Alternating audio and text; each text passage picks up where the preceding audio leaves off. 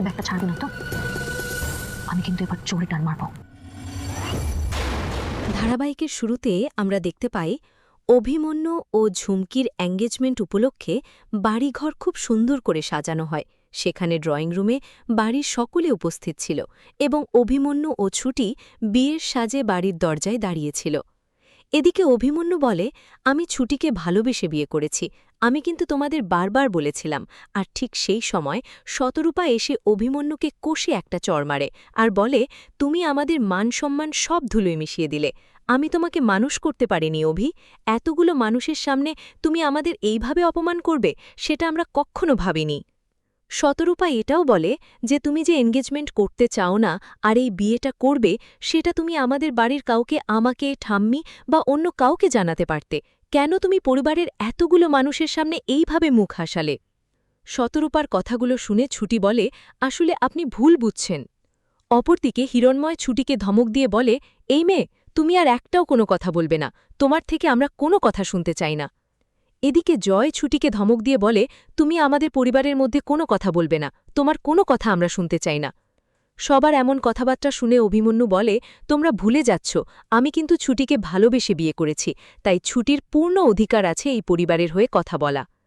পরবর্তীতে হিরণময় বলে, আমি ছুটির সাথে কিছু কথা বলতে চাই। এরপর হিরণময় ছুটিকে বলে, আমি তোমাকে স্নেহ করতাম, ভালোবাসতাম, কিন্তু তখন বুঝতে পারিনি যে তুমি স্নেহ ভালোবাসা কোনোটারই যোগ্য নও। তুমি আমাদের কথা না ভাবলেও যার সাথে ছোটবেলা থেকে বড় হয়েছ অন্তত তার কথাটা ভাবতে পারতে। পরক্ষণে ছুটি কান্না করে বলে, আঙ্কেল, আমি আগে থেকে এটা জানতাম না, আসলে আমরা দুজনে শর্ত দিয়ে। ঠিক সেই সময় অভিমন্যু বলে ওঠে, আমরা নিঃস্বার্থভাবে ভালোবেসে বিয়ে করেছি, তাই কারুর যদি কোনো অভিযোগ থাকে আগে আমার সাথে কথা বলতে হবে, এই বিষয় ছুটিকে কেউ দোষারোপ করবে না। অভিমন্যুর এমন কথা শুনে হিরণময় বলে, তুমি আমার মেয়ের জীবনটা শেষ করে দিলে, আজ থেকে এই বাড়ির প্রতি আমার ভালোবাসা কি আর সব কিছু উঠে যাবে। আমি কখনো ভাবতে পারিনি এত বছর পরে আমার মেয়েকে ফিরে পেয়ে সেই মেয়ের চোখের জল আমাকে দেখতে হবে।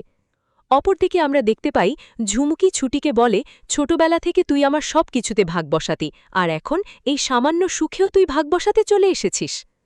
পরক্ষণে ছুটি বলে, আমি তোর কিছুতে ভাগ বসাতে পারি?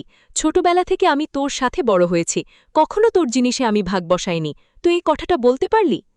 এদিকে ঝুমকি নিজেই মনে মনে বলে, এই বাড়িতে সমস্ত কিছু আমার বলে আমি এতক্ষণে চুপ করে আছি, কিন্তু এখানে যত দামি দামি গয়না ছিল সেগুলো তো কিছু হাতাতে হবে, অন্তত লাখ টাকার গয়না তো নিয়ে যেতেই হবে। কথাটা ভেবেই ঝুমকি টেবিলে রাখা গয়নাগুলো ব্যাগের মধ্যে ঢোকাতে থাকে, যেটা ছুটি দেখে নেয় আর মনে মনে বলে, তুই এই বাড়ির গয়নাগুলো সরিয়ে দিচ্ছিস, আমি জানতাম তোর হাত খুব সুসুতে, তুই এতগুলো গয়নার লোভ সামলাতে পারবি না, কিন্তু যেভাবেই হোক গয়নাগুলো বাড়ির বাইরে যেতে দেওয়া যাবে না, গয়নাগুলো আমাকে আটকাতেই হবে। পরের সিনে ঈশা ছুটিকে বলে, লোভ, সব কিছুর লোভ। তখন অভিমন্যু বলে, দিদি, তুই কিন্তু অপমান করে কথা বলতে পারিস না, তুই কিন্তু এভাবে কথা বলবি না ওর সাথে। পরক্ষণে ঈশা বলে, এই বাড়িতে দামি দামি সব জিনিসপত্র দেখে জিভ লক করছিল, তাই ঠিক বুদ্ধি করে এই বাড়িতে ঢুকে পড়েছে। ঈশার এমন কথা শুনে অভিমন্যু বলে, দিদি, তুই কিন্তু এভাবে কথা বলবি না, তাছাড়া এই বাড়িতে প্রাপ্য অধিকার ছুটির আছে, যেহেতু আমি ছুটিকে নিঃস্বার্থভাবে ভালোবেসে বিয়ে করেছি। পরবর্তীতে অভিমন্যু বলে, অনেক হয়েছে তর্কাতর্কি, এখন আমি খুব টায়ার্ড, ছুটিকে নিয়ে আমি ঘরে যেতে চাই। তখন ঠাম্মি বলে, ভেতরে যাবে, তুমি একা যাবে, ওর হাত ছেড়ে দাও। তখন অভিমন্যু ছুটির হাত ধরে বলে, আমি ওর হাত কোনোদিন ছাড়ব না, সেই প্রতিজ্ঞা ওকে দিয়েছি। এরপর অভিমন্যু ও ছুটিকে সবাই সমানে দোষারোপ করতে থাকে। এদিকে হিরণময় ঝুমটিকে বলে, আমি জানি না, তোর কোনো দোষ নেই, এখন আমরা এখানে আর থাকব না, চল আমরা আমাদের বাড়িতে ফিরে যাই। তখন ঝুমকি মনে মনে বলে, এই ছোট্ট একটা ব্যাগে এতগুলো গয়না নিয়েছি, যদি একটাও এদিক ওদিক হয় তাহলে এই সবটা চলে যাবে, কিন্তু এই বুড়োটার দরদ যেন আর ধরে না, এত দরদ কে দেখাতে বলছে। পরবর্তীতে হিরণময় ঝুমকিকে নিয়ে চলে যেতে যাবে, তখনই ঝুমকি মাথা ঘোরার নাম করে পড়ে যায় এবং সদাই মিলে ভয়ে আতঙ্কে পড়েই পড়েই বলে ডাকতে থাকে। তখন ঝুমকি মনে মনে বলে, যার যত ইচ্ছা হয় ডেকে যাক, আমি চোখ খুলবই না। এদিকে ছুটি ঝুমকির কাছে এসে কানে কানে বলে, তুই যদি ব্যাগ না ছাড়িস তাহলে আমি কিন্তু জোরে টান দিব। কথাটা বলতেই ছুটি ব্যাগটা জোরে টান দিতে ঝুমকি স্ট্রেট উঠে বসে। পরবর্তীতে ছুটি ব্যাগের মধ্যে থাকা গয়নাগুলো শিখাকে দিয়ে বলে, এর মধ্যে অনেক দামি গয়না আছে, এগুলো বাড়ির ভিতরে রেখে দিন। তখন শিখা মনে মনে ভাবে, এত কিছুর পরেও এই মেয়েটা গয়নাগুলো ফেরত দিয়ে দিল। এরপর শিখা ব্যাগ ভর্তি গয়নাগুলো শতরূপাকে দিয়ে বলে, পরী গয়নাগুলো নিয়ে যেতেছিল, কিন্তু মেয়েটা গয়নাগুলো বাঁচিয়েছে, এমনকি বাড়ির ভিতরে রাখার জন্য আমার কাছে দিল। মনে হয় এই মেয়েটা এতটাও খারাপ না। শিখার কথা শুনে শতরূপা মনে মনে ভাবে, তাহলে আমরা কি মেয়েটাকে ভুল বুঝছি? এত কিছুর পরেও মেয়েটা গয়নাগুলো ফেরত দিয়ে দিল। পরের দৃশ্যে আমরা দেখতে পাই হিরণময় ঝুমকিকে নিয়ে রায়বাড়ি থেকে চলে যায় এবং ছুটিকে বলে, তুমি আজকে আমার মেয়ের সাথে যেটা করলে সেটা একদম ঠিক করনি। এদিকে অভিমন্যু বলে, এই বাড়িতে নতুন বউ হিসেবে ছুটির অধিকার আছে।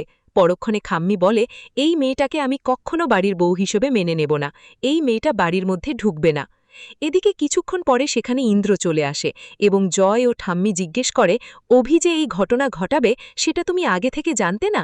ইন্দ্র বলে, হ্যাঁ, আমি জানতাম।